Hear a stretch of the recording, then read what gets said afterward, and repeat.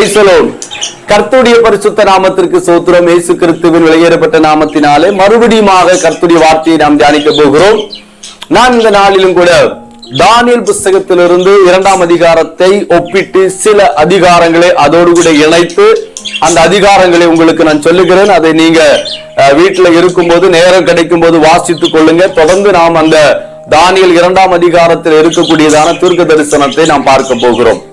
தானியேல் 2ஆம் அதிகாரத்திலே நெபுகாத் ராஜா ஒரு சொப்பனத்தை காண்கிறார். அந்த சொப்பனத்தை யாராலும் சொல்லக்கூடாத ஒரு சொப்பனமாக காணப்படுகிறது. இந்த சொப்பனத்தின் விளக்கத்தை ஆண்டவராகிய தெய்வம் தானியேலுக்கு வெளிப்படுத்தி கொடுக்கிறார். தானியேல் மூலமாக அந்த சொப்பனம் ராஜாவுக்கு அறிவிக்கப்படுகிறது. தானியேல் புத்தகம் அதிலே 2ஆம் அதிகாரத்திலே தானியேல் விளக்கமாக அதை சொல்லுகிறதை நாம் பார்க்க முடியும். முதலில் அந்த சொப்பனத்தை சொல்லுகிறார், இரண்டாவதாக சொப்பனத்தின் தரிசனத்தை சொல்லுகிறார். அவர் கண்ட சொப்பனம் இதுதான். ஒரு பெரிய சிலையை பார்க்கிறார்.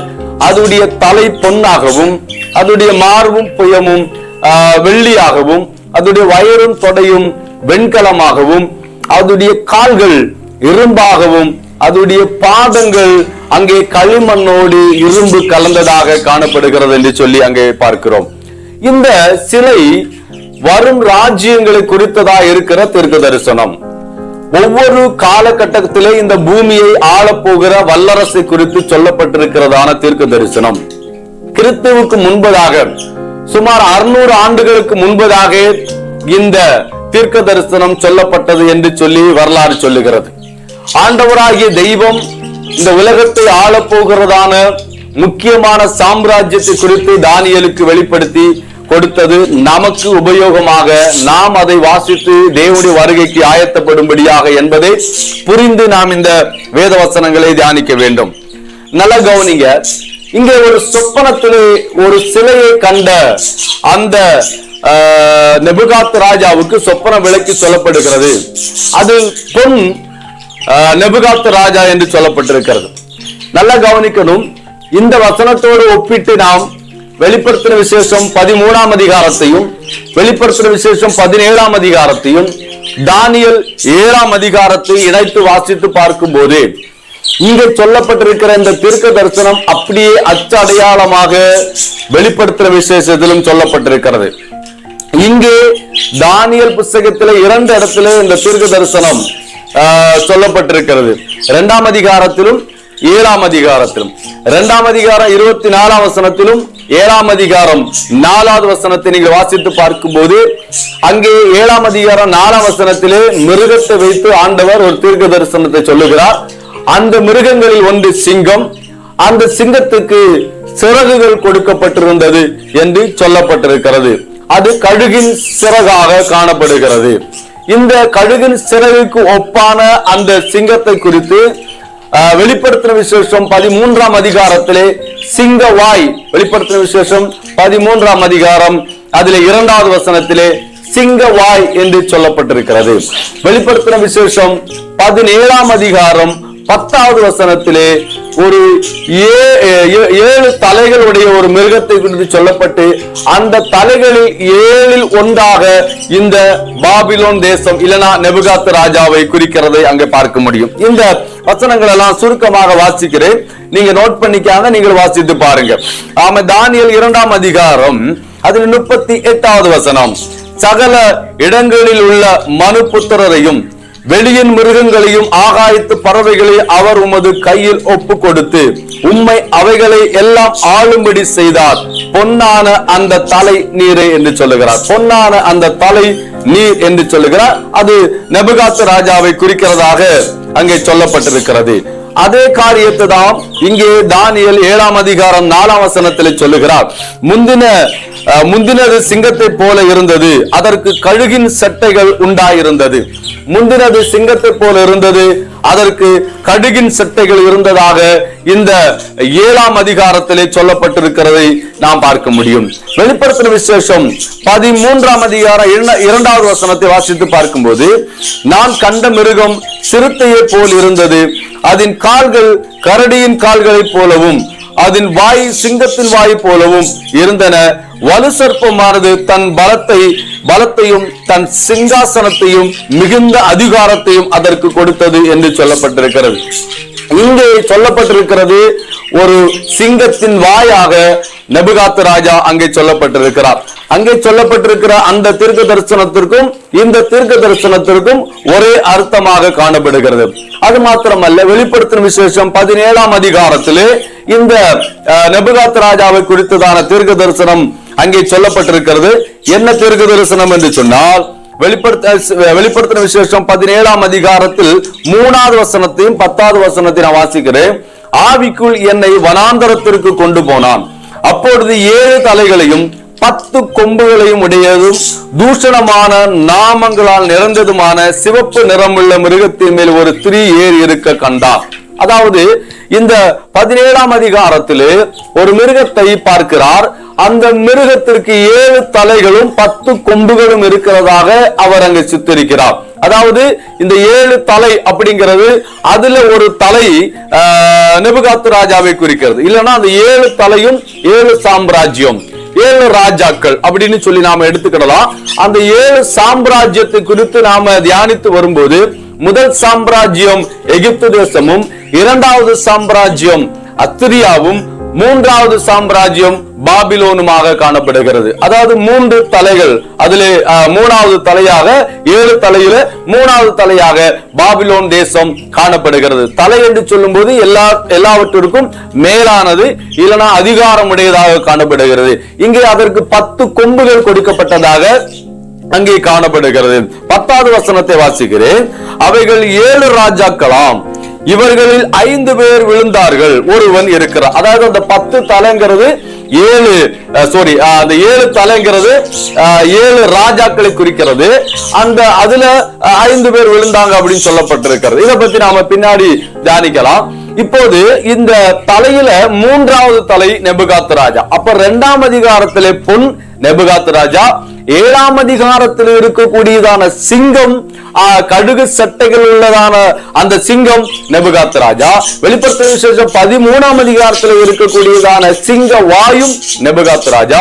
வெளிப்படுத்தின விசேஷம் 17ஆம் அதிகாரத்தில் இருக்கக்கூடியதான இந்த தலையான 7 தலையில் ஒன்று, 3வது தலை, அதுவும் நெபுகாத் ராஜாவை குறிக்கிறது. நல்லா கவனிக்கணும்.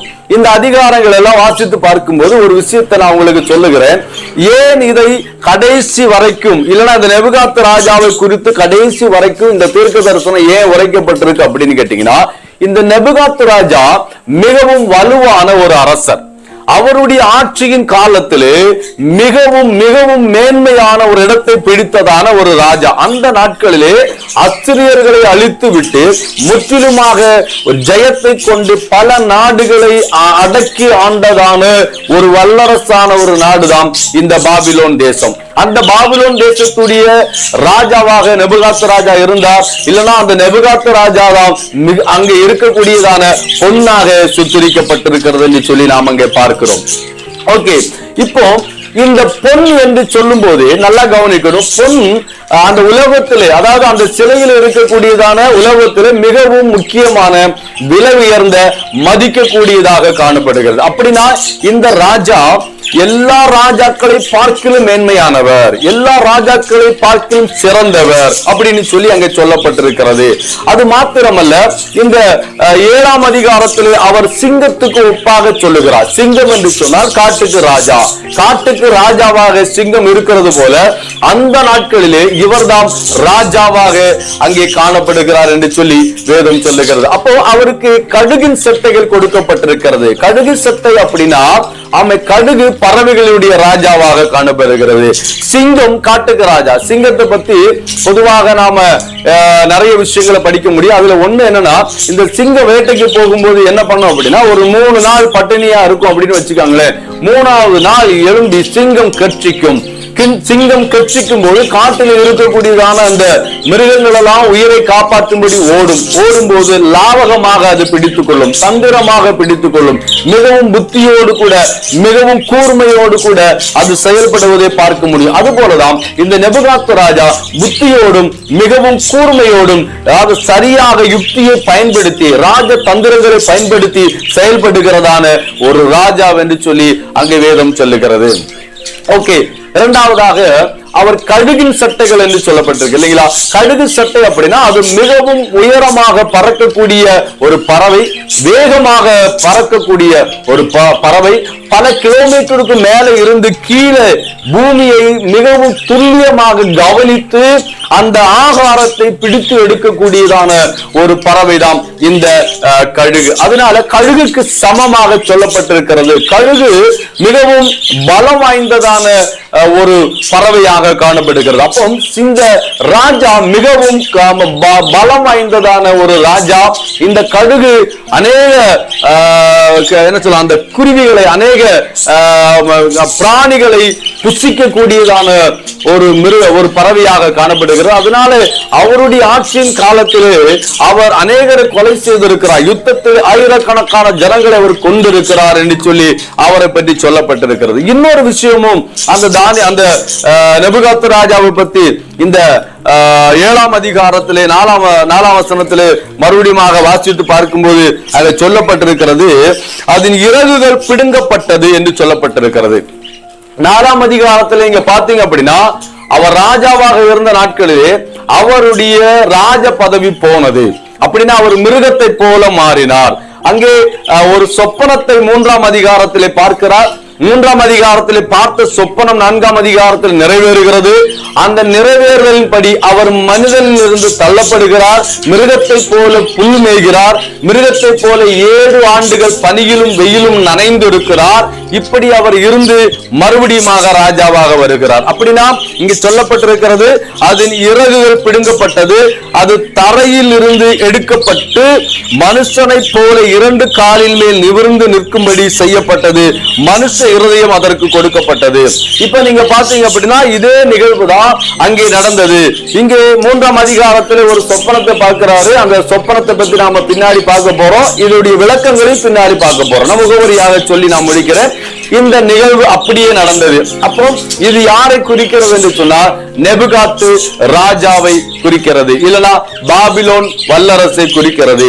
இந்த பாபிலோன் வல்லரசு தான், இல்லனா அந்த பாபிலோன் வல்லரசுடைய அந்த யுக்தியும் அந்த பலனும் அந்த திறமையும் வருகிற அந்திகிறிஸ்துவுக்கு காணப்படும் என்பதை முன்னடையாளமாக இந்த தீர்க்க தரிசனம் நமக்கு விளக்கி சொல்லுகிறதை பார்க்க முடியும்.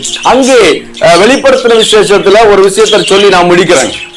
வெளிப்படுத்தின விசேஷத்துல 13ஆம் அதிகாரத்துல ஒரு மிருகம், அந்த ஒரு மிருகத்துக்கு இந்த சிங்கத்தின் வாய் கொடுக்கப்பட்டிருக்கிறது. அப்போ சிங்கத்தின் வாய் அங்கு கொடுக்கப்பட்டிருக்குன்னா அந்திகிறிஸ்துவாக வரப்போகிறதான இந்த அந்திகிறிஸ்துவுக்கு இந்த நேபுகாத்நேச்சார் ராஜாவுடைய பலன் காணப்படும்.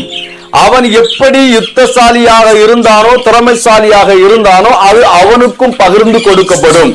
அது போலதான் வெளிப்படுத்தின விசேஷம் 17ஆம் அதிகாரத்துல ஒரே மிருகம், அந்த ஒரு மிருகத்திற்கு 7 தலைகள் கொடுக்கப்பட்டிருக்கு. அப்படின்னா 7 ராஜாக்களுடைய பலத்தோடு கூட அவன் இந்த பூமியை ஆளும்படி 7 வருடம் ஆட்சியை ஸ்தாபிப்பான். அதுதான் அதனுடைய அடையாளமாக காணப்படுகிறது. 2ஆம் அதிகாரத்திலே செப்பரேட்டா பிரிச்சு காமிக்கப்பட்டது. 7ஆம் அதிகாரம் தானியேலையும் பிரித்துதான் காண்பிக்கப்பட்டிருக்கிறது. ஆனால் இந்த வெளிப்படுத்தின விசேஷம் 2 அதிகாரங்களிலும் ஒன்றாக காண்பிக்கப்பட்டிருக்கிறது. ஒரே மிருகம், 7 தலை 10 கொம்பு, ஒரே மிருகம், அதற்கும் சிங்கத்தின் வாய் கொடுக்கப்பட்டு ஒரு மிருகத்திற்கு பல மிருகத்துடைய கலவை மிருகமாக காணப்படுகிறது. அப்படின்னா இந்த மேதியர்களுடைய பலனும் பாபிலோனுடைய பலனும் கிரேக்கருடைய பலனும் ரோமருடைய பலனும் இந்த வரப்போகிற ஐரோப்பிய ராஜ்யத்துடைய பலன் எல்லாம் சேர்ந்து ஒரு உருவமாக இந்த உலகத்தை ஆளுகை செய்கிறதான அந்திகிறிஸ்து இந்த பூமிக்கு வருவான் என்றுதான் இந்த தீர்க்க தரிசனம் சொல்லுகிறது. இதை நாம் இன்னும் தெளிவாக வருகிற செய்தியில நாம் தியானிக்க போகிறோம். இந்த வெளிப்படுத்தின விசேஷம் புஸ்தகத்துல நீங்க அந்த விஷயத்தை மறுபடியும் சொல்லி நான் முடிக்கிறேன். வெளிப்படுத்தின விசேஷம் அந்த 17ஆம் அதிகாரத்துல 3வது வசனத்துல நாம வாசித்து கேட்டதான அந்த பகுதியை நான் ஒண்ணு கூட வாசிக்கிறேன். ஆவிக்குள் என்னை வனாந்தரத்திற்கு கொண்டு போனார், அப்பொழுது 7 தலைகளையும் 10 கொம்புகளையும் அப்படின்னு சொல்லப்பட்டிருக்கிறது. 7 தலை 10 கொம்பு. உங்களுக்கு புரிஞ்சிட்டு இல்லைங்களா? அடுத்து 10ஆம் வசனம் பாருங்க. அவைகள் 7 ராஜாக்களாம். 7 ராஜாக்கள். அப்போ இந்த 7 ராஜாக்கள் ஒருவர் இந்த நெபுகாத் ராஜா. இப்போது புரிஞ்சிருக்கும் அப்படின்னு நினைக்கிறேன்.